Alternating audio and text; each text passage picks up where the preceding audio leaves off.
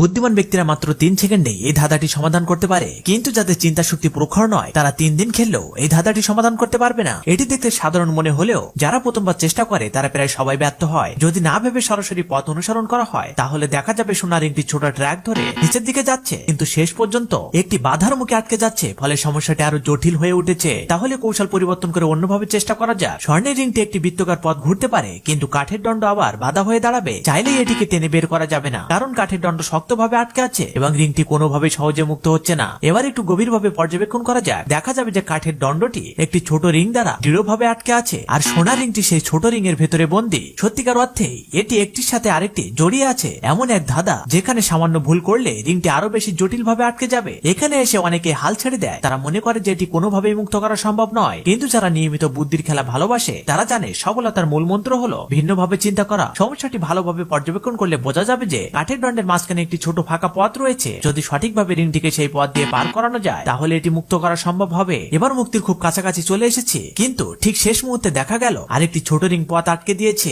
এখানেই বেশিরভাগ মানুষ হতাশ হয়ে পড়ে এবং সম্পূর্ণ হাল ছেড়ে দেয়। কিন্তু একটু ধৈর্য ধরলে সমাধান সম্ভব। স্বর্ণের রিংটি একটু পিছিয়ে নিন এবং যেখানে ছোট ফাঁকা পথ রয়েছে সেখানে নিয়ে আসুন। রিংটিকে ধীরে ধীরে ভি আকৃতির ছোট রিং এর উপর তুলে দিন। এবার কাঠের দণ্ড যেখানে আটকে ছিল সেটিকে উল্টো দিকে ঘুরিয়ে দিন। অবশেষে সোনার রিংটি সম্পূর্ণ মুক্ত হয়ে যাবে। এখন কিছু লাইক সাবস্ক্রাইব পাওয়া যাবে কি?